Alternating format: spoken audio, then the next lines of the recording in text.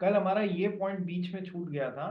Liability of two persons primarily liable not affected by arrangement between them that one shall be surety on others default. कहने का मतलब simple सा है कि sir principal debtor यदि दो हैं, ठीक है, जॉइंट प्रोमिसर्स हुए, एक तरीके से क्रेडिटर को कुछ लौटाना है, ठीक है। अब इनका आपस में इन्होंने एक सेकेंड सेट ऑफ कॉन्ट्रैक्ट कर लिया, क्या कि सर प्राइमरीली तू रेस्पॉन्सिबल है पैसा चुकाने को, लेकिन यदि तूने डिफॉल्ट मारा तो मैं गारंटर जैसे पैसा चुकाऊंगा। ओके सर, ये इनका आपस का अरेंजमेंट है। इससे क्या इस फर्स्ट सेट ऑफ कॉन्ट्रैक्ट में क्रेडिटर के राइट्स पे कुछ फर्क पड़ेगा? नहीं पड़ेगा, क्योंकि सर उसके लिए तो ये दोनों जॉइंट प्रोमिसर्स हैं, इनके आपस के अरेंजमेंट से इसे कोई मतलब नहीं है। यदि कॉन्ट्रैक्ट साइलेंट है, ये तो पूरा पैसा किसी से भी अकेले से भी मांग सकता है, बिकॉज जॉइंट प्रोमिसर्स की जॉइंट एंड सेवरल लाइबिलिटी होती है। जॉइंट प्रोमिसर्स की जॉइंट एंड सेवरल इंडिविजुअल भी लाइबल होते हैं, वो लोग सेवरली इंडिविजुअली भी लाइबल होते हैं। ठीक है भाई, नंबर वन। नंबर टू कि सर इनके आपस के अरेंजमेंट से कोई फर्क नहीं, दोनों रेस्पॉन्सिबल रहेंगे। हाँ, कॉन्ट्रैक्ट में अदरवाइज लिखा हुआ है कि ये 1 लाख रुपए तक की रेस्पॉन्सिबल, ये 50,000 तक की, तो वैसा if the contract is silent both are joint and severally responsible, ये पॉइंट था।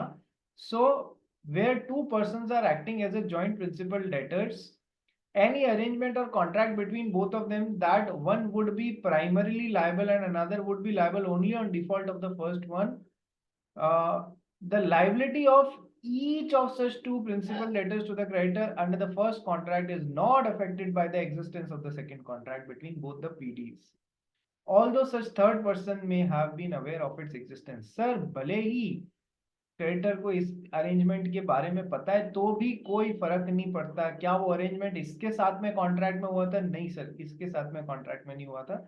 इसलिए भले इसको इस बारे में पता है तो भी कोई फर्क नहीं पड़ता है इसके इस राइट्स पे, ये दोनों से मांग सकता है, दोनों में से किसी को भी रेस्पॉन्सिबल बना सकता है। जश शाह बोल।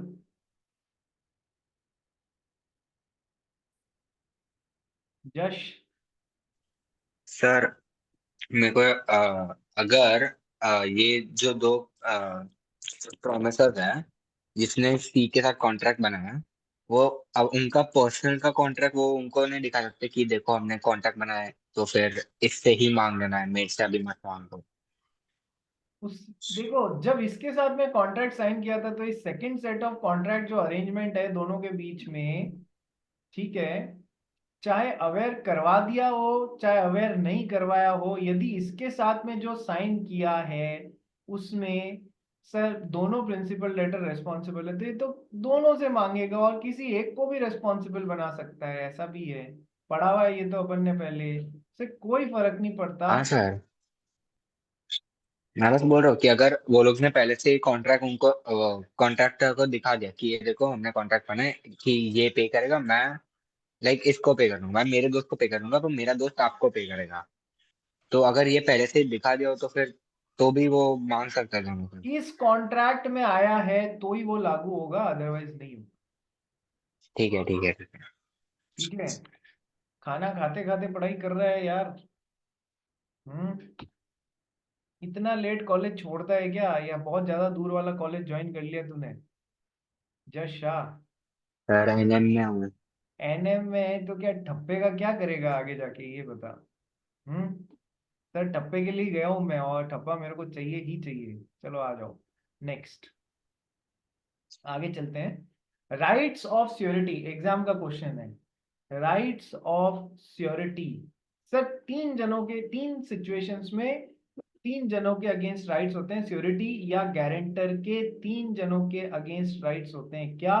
Right against principal debtor, right against creditor and right against co sureties. Right against principal debtor, right against creditor and right against co sureties. Sir देखो, अपन वो ट्रायंगल बनाते हैं ना, तो सर ये प्रिंसिपल लेटर है जिसके बिहाफ पे श्योरिटी या गारंटर ने क्रेडिटर को गारंटी दी है। कि यदि ये पे नहीं करेगा, ये प्रॉमिस परफॉर्म नहीं करेगा, तो मैं पूरा करूंगा आपके लिए। ठीक है सर।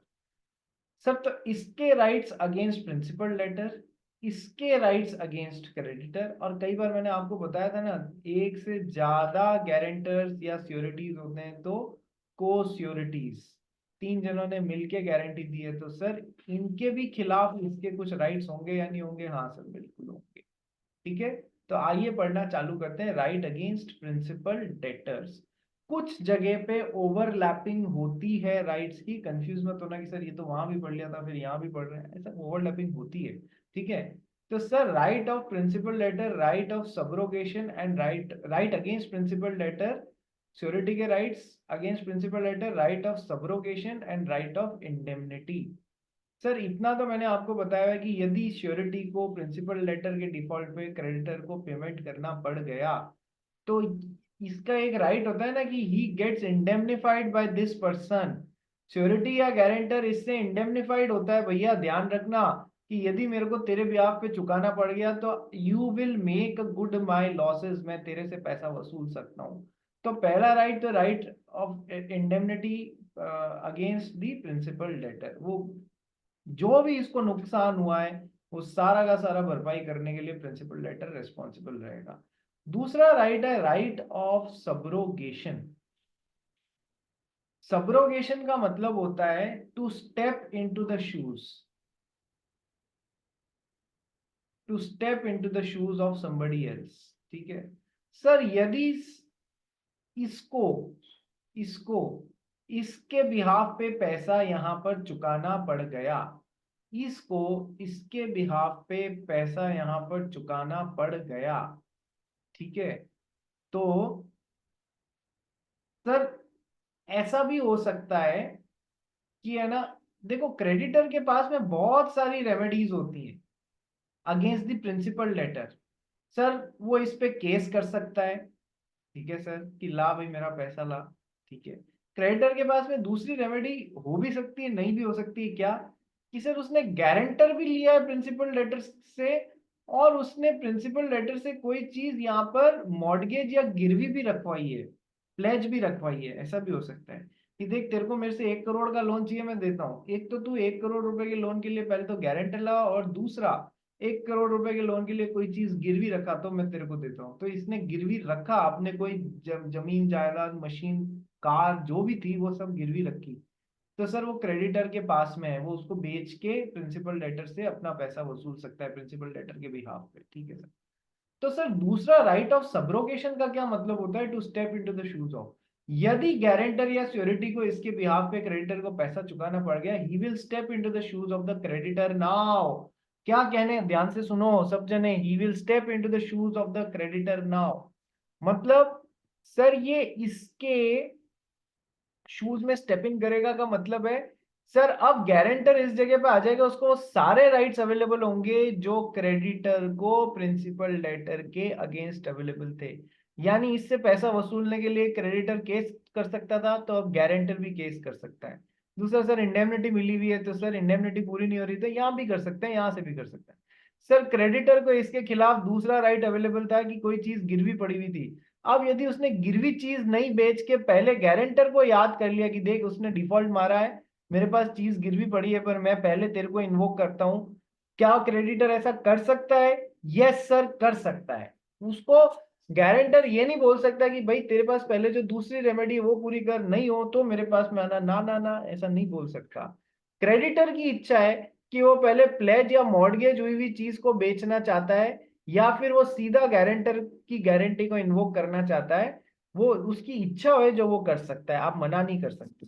ठीक है, दूसरी बात कि सर अब यदि गारंटर ने चुका दिया पैसा प्रिंसिपल लेटर के ब्याह पे क्रेडिटर को, जो क्रेडिटर के शूज में वो स्टेप इन हो जाएगा, मतलब अब गारंटर यहां पर आ जाएगा, इसकी जगह ले लेगा, वो इस पे केस करके पैसा वसूल सकता है। सर जो भी रेमेडीज इसके पास में थी, जैसे कि प्लेज हुई हुई कोई चीज इसके पास में पड़ी हुई थी, वो अब उस पर पहला राइट किसका हो जाएगा? सर गारंटर का हो जाएगा। तो गारंटर को वो मिलेगी, तो सर गारंटर वो चीज बेच के प्रिंसिपल लेटर के खिलाफ जो भी पैसा है वो वसूल सकता है। ठीक है, तो now the guarantor would step into the shoes of the creditor, that is the meaning of the word subrogation. क्या ये बात समझ में आई? सब्रोगेशन का वर्ड का मतलब समझ में आया सबको? हाँ एंसल बोल भाई। तो एंसल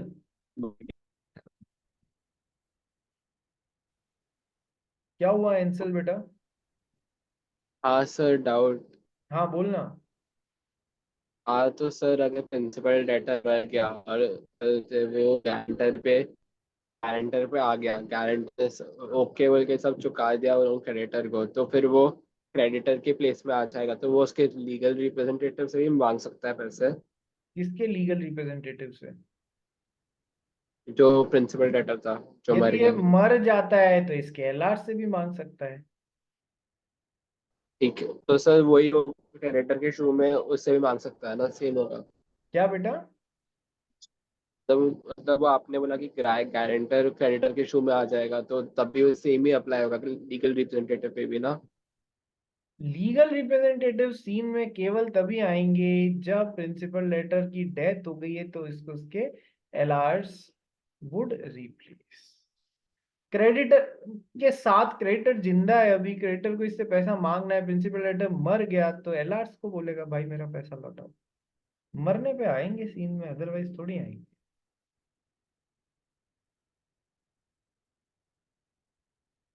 एंसल, अरे एंसल कहाँ चला गया तू? कैंसल। आज एंसल का नेटवर्क लूज है। चलिए आगे बढ़ते हैं, बाकी सबको समझ आ रहा है या नहीं आ रहा है? देवांश, कनव, श्रेया बियानी, प्रिशा, सब पता पड़ रहा है मेरे को कौन वीडियोस ऑन रख रहे हो कौन नहीं रख रहे हो, पता पड़ता है टीचर को। चलिए, तो सर ये हो गए, आओ पढ़ लेते हैं। देखो यही राइट जो है ना, राइट ऑफ सब्रोगेशन, यही कहीं ना कहीं आपको मतलब दूसरी जगह भी थोड़ा सा देखना है, कहाँ ना ओवरलैपिंग है, आइए देखते हैं। Right of surety against principal debtor, पढ़ना भाई। Right of subrogation, stepping into the shoes, section 140. Principal debtor defaults either in first guaranteed debt repayments or performing a guarantee duty, or second, surety or guarantor has paid or performed up on the default of principal debtor. Third, now surety steps into the shoes of creditor and goes and gets all the rights which creditor possesses against principal debtor. Example, right to claim money from principal debtor or right to lien which the creditor uses right to the of possesses. Right of Lian का मतलब कोई चीज गिरवी पड़ी है ना principal letter की creditor के पास में, तो उस पे राइट ऑफ लियान एक्सरसाइज कर रहे हैं, ओनरशिप तो मिली नहीं है, लियान एक्सरसाइज कर रहा है कि उस लियान क्या होता है, right to keep the physical possession of those goods till the time मेरा रिपेमेंट नहीं हो जाता। बैंक भी तो आपसे कोई चीज गिरवी रखाता है। मान लो आपने गोल्ड लोन लिया, श्रेया बियानी को पैसे की जरूरत पड़ गई, कि क्या जरूरत पड़ गई कि श्रेया बियानी को अपनी वार्डरोब वापस चमकानी थी नए कपड़ों से। ठीक है, तो इसने कहा हटा सावन की घटा, आज मैं तो अपनी ये गोल्ड की चीज गिरवी रखूंगी और नए कपड़े पहनूंगी। ठीक है सर, बैंक को क्या ही फर्क पड़ता है, बैंक ने श्रेया बियानी को पर्सनल लोन दे दिया। ओके सर, श्रेया बियानी ने अपने गोल्ड की जो भी है सिक्का 5 ग्राम का यहाँ पर गिरवी रख दिया, मिल गए रुपए। ठीक है सर, तो क्या वो बैंक का हो गया, ओनरशिप हो गई? नहीं सर, केवल राइट ऑफ लियन है, मतलब उस सिक्के का फिजिकल पोजेशन अपने पास में रख सकते हैं बैंक, जब तक कि श्रेया बयानी उनका पैसा यहाँ पर रिफंड न कर दे। बस इतना सा राइट है, लियन फिजिकल पोजेशन से एसोसिएटेड होता है। ठीक है सर, तो सर प्रिंसिपल डेटर ने डिफॉल्ट किया, श्योरिटी ने उसकी जगह पे वो काम पूरा किया, तो सर श्योरिटी को राइट ऑफ सब्रोगेशन मिलता है। Surety steps into the shoes of the creditor and gets all the rights which creditor possesses against principal debtor। जो राइट है उस कॉन्ट्रैक्ट में वो सारे मिलेंगे अब क्रेडिटर, सॉरी गारंटर को, जो क्रेडिटर के पास में थे against principal debtor. Example, right to claim money और right of lien which creditor used to process etcetera. हाँ मिथुन जी बोलिए। सर इंसॉल्वेंसी के केस में तो कुछ नहीं कर पाएगा ना वो।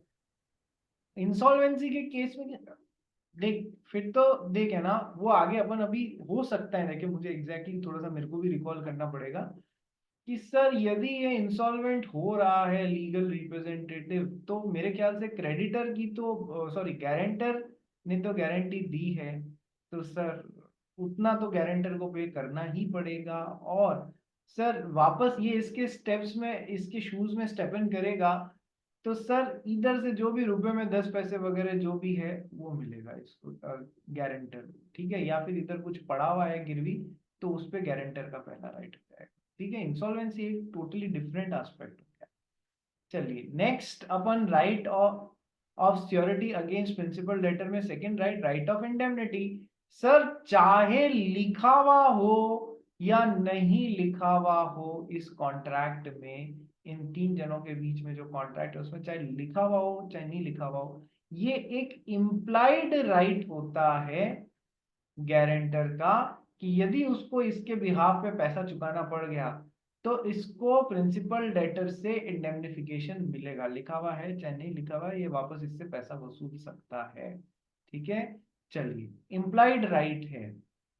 श्रेया बियानी, एक्सप्रेस और इम्प्लाइड कॉन्ट्रैक्ट्स क्या होते हैं?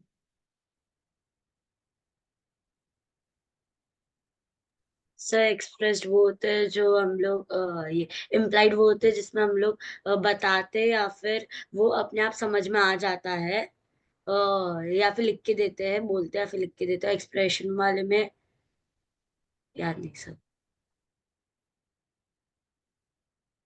क्या हो गया बियानी, कॉन्ट्रैक्ट के एंड पे पहुंच, अरे वीडियो ऑन रख, कॉन्ट्रैक्ट के एंड पे पहुंच गए और अपन फर्स्ट चैप्टर की बात कर रहे हैं, एक्सप्रेस कॉन्ट्रैक्ट इम्प्लाइड कॉन्ट्रैक्ट क्या होता है, ठीक है। 11वीं में बहुत मजे मार रही है, 12वीं में उतनी घिसाई होगी तेरी, ध्यान रख लेना, ठीक है। दिमाग और कलम को जितना घिसेगी ना उतना ज्यादा नंबर आएंगे, उतनी ज्यादा सक्सेसफुल होगी, ये बात ध्यान रखना, ठीक है। चलिए सीए को वैसे भी अपना दिमाग चलाना पड़ता है, घिसना पड़ता है, नहीं तो वैल्यू नहीं होती है सीए बनने के बाद में भी। चलिए नंबर 1, ये एक्सप्रेस कॉन्ट्रैक्ट वो होते हैं जो कि वर्ड्स में एक्सप्रेस किए जाते हैं, चाहे ओरल में चाहे रिटन में, बताते ही बताते हैं, ठीक है। और इम्प्लाइड वो होते हैं जो कि बिना वर्ड्स के अपने आप बनते हैं, उल्टा बोल दिया बियानी ने, ठीक है। चलिए दिमाग है ना वो क्या है, मारा कुट्टी वाले दोस्त के साथ रहोगे ना तो दिमाग उल्टा ही चलेगा। चलो नेक्स्ट आ जाओ। रिचा आज तेरी फ्रेंड कहाँ है भाई? कौन सर? वो क्या नाम है, खरतड़े, तेरी फ्रेंड नहीं आई, दोनों उसमें ही हो ना, फ्रेंच क्लास में ही तो हो।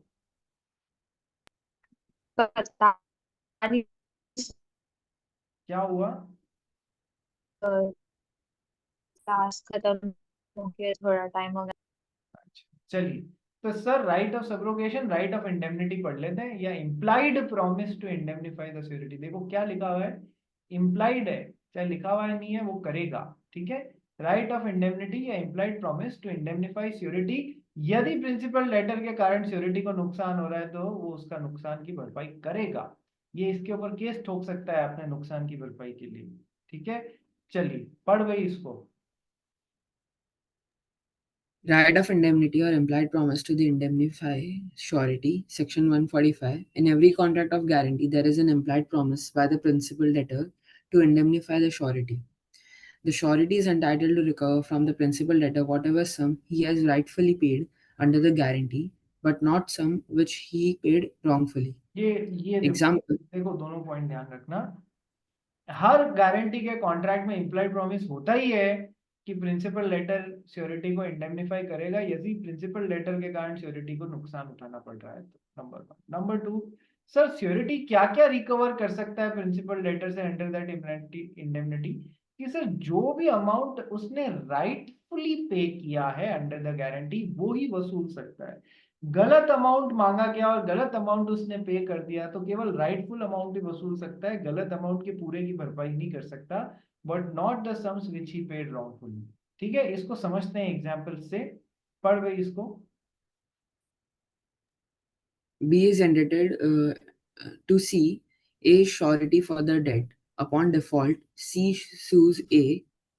First situation, A defends the suit on reasonable grounds but is compelled to pay the amount. A can recover from B, the principal debtor, plus the cost. Principal debt plus cost, कहने का मतलब है कि sir principal debtor, creditor, surety sir ये कर नहीं पाया, इसने इसको बोला केस ठोका, पैसे चुका, ठीक है, तो सर इसको जो भी डेट चुकाना पड़ा यहाँ पर प्रिंसिपल लेटर का, प्लस इसको वो केस लड़ने में जो भी कॉस्ट लगी, वकील लगा, कोर्ट फीस लगी, वो सब प्रिंसिपल लेटर से इंडेमनिफिकेशन जैसे वसूल सकता है, क्योंकि ये इसका राइटफुली लगा है पैसा।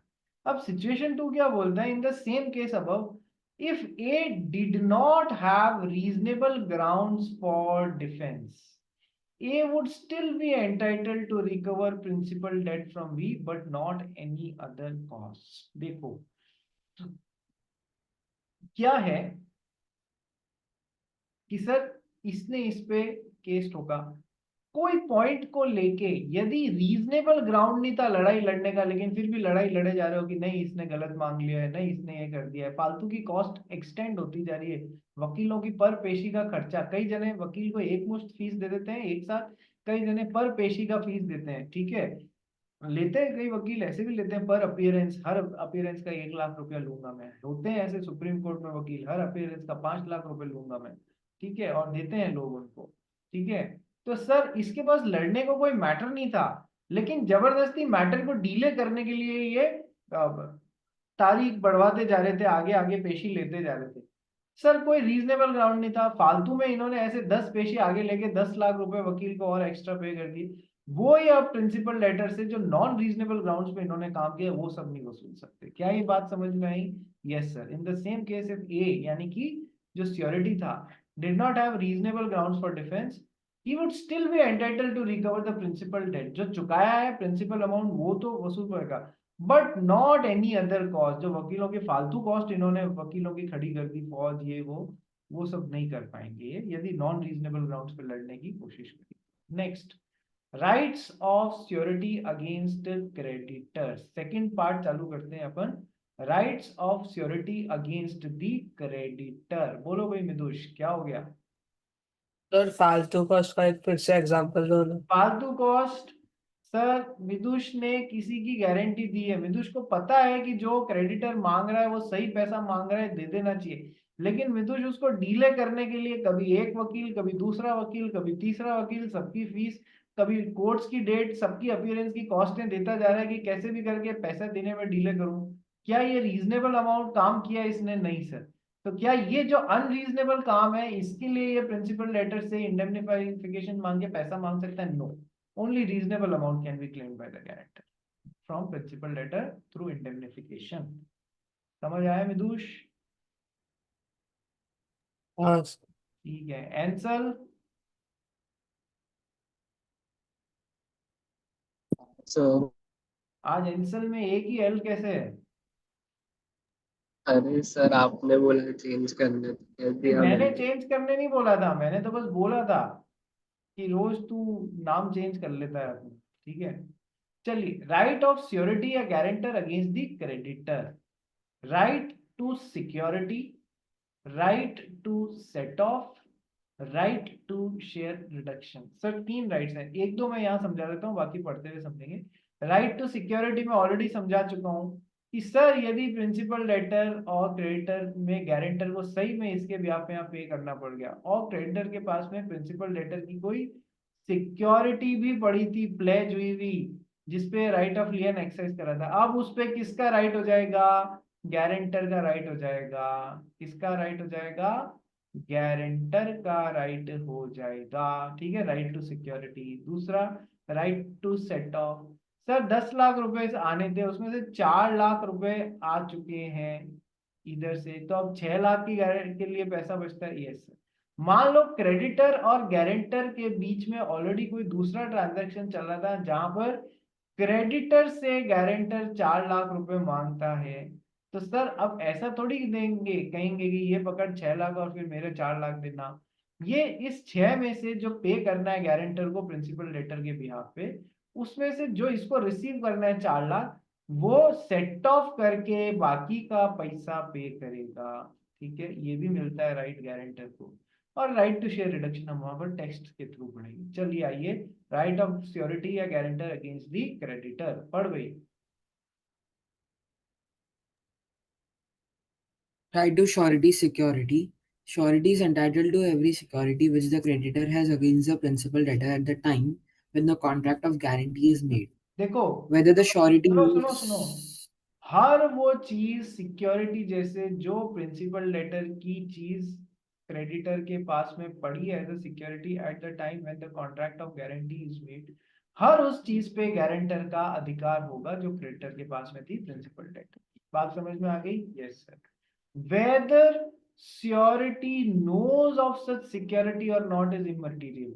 चाहे गारंटर को इस बारे में पता है या नहीं पता है, इससे फर्क नहीं पड़ता कि कोई चीज सिक्योरिटी जैसे पड़ी है या नहीं पड़ी है, गारंटर की नॉलेज में नहीं है तो भी फर्क नहीं पड़ता, तो भी गारंटर का उस पर राइट हो जाएगा यदि उसने पीडी के ब्याह पे क्रेडिटर को पैसा पे किया है या उसके ब्याह पे प्रॉमिस पूरा किया है तो इससे फर्क नहीं पड़ता कि उसको पता नहीं था गारंटर को, अरे अच्छा ये दो चीजें गिरवी पड़ी हुई है, फर्क नहीं पड़ता, ये इसी के पास में आएंगी, इसका राइट है ये सिक्योरिटी जैसे, ठीक है, and he is entitled to it those securities. Third point पढ़ भी। If the creditor loses without surety's consent parts with such security, the surety is discharged to the extent of the value of the security. ठीक है, ये बहुत अच्छा point है, exam में question बनने लायक पॉइंट है। एग्जाम में तो पूरे पे क्वेश्चन बनता है, explain the right of securities against various stakeholders, तो तीनों के अगेंस्ट बताना रहेगा आपको, फुल फ्लेजेड क्वेश्चन बन सकता है। या फिर एक्सप्लेन द इंडिविजुअल में भी क्वेश्चन आ सकता है, right of security against principal debtor or against creditor or against co-securities. ठीक है सर। अब इसमें एक पॉइंट आ रहा है कि सर क्रेडिटर के अगेंस्ट कि सर सिचुएशन ये है प्रिंसिपल लेटर को के पास प्रिंसिपल लेटर का कुछ माल क्रेडिटर के पास में प्लेज हुआ या सिक्योरिटी जैसे पड़ा है, ठीक है, मान लो 3-4 चीजें पड़ी थी, ओके सर, इसमें से एक चीज जिसकी वैल्यू 10,000 रुपए थी वो क्रेडिटर ने मतलब कहीं लूज कर दी, बेच दी, कुछ भी कर दिया, तो सर अब गारंटर उतने रुपए के लिए ऑलरेडी डिस्चार्ज हुआ माना जाएगा, उतने रुपए कम क्रेडिटर को पे करने पड़ेंगे, उतनी लाइबिलिटी से गारंटर ऑलरेडी डिस्चार्ज हुआ माना जाएगा, क्योंकि इस पे अधिकार इसका था, वो इसने पहले ही खो दी या फिर बेच दी या फिर जो भी कर दिया, गलत काम किया, घुमा दी, ठीक है, तो सर उतने रुपए से गारंटर की लाइबिलिटी कम हो जाएगी। If the creditor loses or without securities consent parts with such security, the security is discharge to the extent of the value of the security, के रुपए से उसका लाइबिलिटी कम हो जाएगा। ये अच्छा पॉइंट है, ध्यान रखना, ठीक है। Second right of security against the creditor, right to set off, पढ़ ले भाई। Surety can have the benefit of the set-off which the principal debtor has against the creditor. ठीक है, security can have the benefit of set of which PD has against the creditor. देखो यहाँ PD की बात करी है इन्होंने, principal letter को क्रेडिटर के 10 लाख चुकाने थे और बदले में 2 लाख कोई दूसरे ट्रांजैक्शन में मांगता भी था, ठीक है, तो सर सेट ऑफ का फायदा मिलेगा, guarantor would be responsible only to the extent of 8 lakh. In fact मैं तो यहाँ तक सोचता हूँ या बोलता हूँ सर इन दोनों का भी कोई अमाउंट है तो वो भी सेट ऑफ होना चाहिए, हालांकि लिखा हुआ नहीं है, ठीक है। Third, right to share reduction, ये पढ़ो भाई फिर समझाता हूँ। The surety has right to claim reduction in this liability if the principal debtor becomes insolvent. देखो किसी ने पूछा था ना इंसॉल्वेंसी का, तो सर ये पॉइंट भी ध्यान रखना, राइट टू शेयर रिडक्शन, पढ़ो भाई। Example, X took a loan of rupees 50,000 from Y, which was guaranteed by Z. X became insolvent and only 25% is realized from his property against liabilities. Now Y will receive 12,500 from X, and now Z is liable to pay 37,500, which is 50,000 minus 12,500. Simple सा है, किसी ने पूछा था कि sir यदि ये insolvent हो जाएगा तो क्या होगा, तो भी गारंटर लायबल रहेगा क्या पे करने को। सर देखो भले ही हम बोलते हैं कि गारंटर की लायबिलिटी उतनी है जितनी की प्रिंसिपल लेटर की है, इसका ये मतलब नहीं है कि इंसॉल्वेंट हो गया तो वो ये भी उतना ही परसेंट पे करने की, नहीं, इसकी तो पूरी गारंटी है। हाँ लेकिन इंसॉल्वेंसी के कारण जो रिडक्शन मिल रहा है उसका फायदा इसको जरूर मिलेगा, कैसे, जो भी बताया ना कि सर प्रिंसिपल डेटर को क्रेडिटर को 50,000 रुपए पे करने थे, बट ये तो इंसॉल्वेंट हो गया। इसकी प्रॉपर्टी लोन का 25% अमाउंट चुकाने लायक ही थी। तो सर 50,000 का 25% कितना होता है कि सर 12,500 रुपये होता है। तो सर 12,500 रुपये तो यहाँ से मिल गए ना। अब गारंटर को बाकी कितना चुकाना पड़ेगा सर, ये इसका फायदा ले सकता है। तो 50,000 में से 12,500 तो चुक गए, तो सर 37,500 रुपये ही गारंटर से मांगे जा सकते हैं। ठीक है भैया। चलिए, तो right to share the reduction due to insolvency, या फिर कुछ पे कर दिया है तो बाकी का रिड्यूस्ड अमाउंट के लिए गारंटर रिस्पॉन्सिबल रहेगा। क्या right of surety against creditor समझ में आ गए? क्या right of surety against creditor समझ में आ गए? Yes sir. Now right of sureties against the को श्योरिटीज बताया था ना। क्या बताया था सर? हर जगह आप बोलते हो बताया था बताया था। अरे बताया था भाई, वाकई में बताया था। क्या sir? Principal debtor, creditor, surety 1, surety 2 और श्योरिटी 3, ऐसे एक से ज्यादा श्योरिटीज कहने का मतलब। तो ये कौन हो गए? ये आपस में को श्योरिटीज हो गए। ठीक है, दक्ष अग्रवाल जी बोलिए। सर मैं बोल रहा हूँ कि अभी जब प्रिंसिपल डेटर के पास गया क्रेडिटर पैसे मांगने, हाँ और प्रिंसिपल डेटर ने बोला कि उसके पास पैसे नहीं है, हाँ लेकिन तब तक वो इंस्टॉलमेंट नहीं था। हाँ तो अब क्रेडिटर ने गारंटी श्योरिटी से मांग लिए सारे पैसे, और हाँ श्योरिटी ने दे दिए। हाँ उसके बाद वो इंसॉल्वेंट हुआ प्रिंसिपल डेटर। हाँ। तो उस केस में प्रिंसिपल डेटर को कितना पैसा मिलेगा? 25% अमाउंट तो अभी भी मिलेगा ना, क्योंकि surety steps into the shoes of the creditor. इसको कितना मिलता है सर? 12,500 मिलता है ना। वो तो सर अभी भी श्योरिटी तो क्लेम कर ही सकता है ना इससे, प्रिंसिपल लेटर से उतना तो पैसा मिल ही रहा है। ठीक है सर, तो 12,500 रुपए यहाँ से मिल गया। बाकी का इंडेमनिटी का अब कोई मतलब नहीं रहा जो श्योरिटी को मिली हुई थी, क्योंकि जिस दिन प्रिंसिपल डेटर जो है वो इंसॉल्वेंट कोर्ट ने घोषित कर दिया, उसके पुराने contractual arrangements null and void खत्म। तो क्या गारंटी को जो इसने गारंटर को इसने इंडेमनिफाई किया है उसका भी कोई मतलब रहेगा? नहीं, खत्म, कोई मतलब नहीं रहेगा। Okay sir. क्या कनाव समझ में आ रहा है? Yes sir. आज राघव काबरा, हाँ सर। लेट कैसे आया तू? सर मैं 5-10 मिनट ही लेट था। अच्छा, 5-10 मिनट में यदि कोई ऐसा टॉपिक आ गया जो एग्जाम में आ रहा होगा तो फिर क्या बोलेगा? नहीं सर, वो मैं बाहर था इसके लिए। अरे ठीक है। चलिए प्रिशा जी, समझ में आ रहा है या बस मनोहर कहानियां लग रही हैं सर की बातें? नहीं सर, समझ में आ रहा है। तो समझ में आ रहा है तो केवल 12th की तैयारी की है तूने या फिर सीए की भी करती है? सर फिलहाल तो 12th की कर रही हूँ, बट सीए की भी करती हूँ क्योंकि 12th का प्रीलिम्स चालू हो रहा है ना। अच्छा जी, ठीक है। वो सिचुएशन आने देना जहां पर तू पास होए तो तेरी मम्मी हमसे मतलब अच्छी शाबाशी दे, है ना। दूसरी सिचुएशन मत आने देना प्रेशा। ठीक है। हाँ सर। ठीक है, मेंटल प्रेशर नहीं है रे। तो बोल रहा हूँ देख, मेहनत लगेगी, सबको करनी है। ठीक है, सबको करनी है। चाहे एंसल हो, चाहे देवांश हो, जश हो, कनव हो, इतनी करो बेटा कि एक हिट में अपने पास हो जाओ। तुमको लगता है कोई सब्जेक्ट में तुम इतने ब्रिलियंट होगे उसमें 70 या 80 लगा ले आओगे, तो कृपया करके दूसरे में 40-45 इसलिए अरेंज कर लेना, बाकी की सेट ऑफ यहाँ से हो जाएगा आपस में। 40 से कम निकल गए किसी भी सब्जेक्ट में तो तुम्हारा, वैसे तो हर सब्जेक्ट में 50 का टारगेट मिनिमम होता है, पर 40 तक आ रहा है और दूसरे में यदि मतलब 60 आ जा रहे हैं तो भी आप पास हो जाओगे। एग्रीगेट 200 आने चाहिए 400 में से। ठीक है, स्ट्रेटेजी ये मत लेके चलना ये लास्ट मोमेंट की है। ठीक है, चलिए स्ट्रेटेजी ये होनी चाहिए हमको हर सब्जेक्ट में कम से कम पेपर पूरा अटेंड करना है। मैं जहां तक लॉ के पेपर की बात कर रहा हूँ और अकाउंट्स के पेपर की बात कर रहा हूँ, क्योंकि ये दो पेपर्स होते हैं सब्जेक्टिव, इनमें कोई नेगेटिव मार्किंग का कोई वो झंझट नहीं है।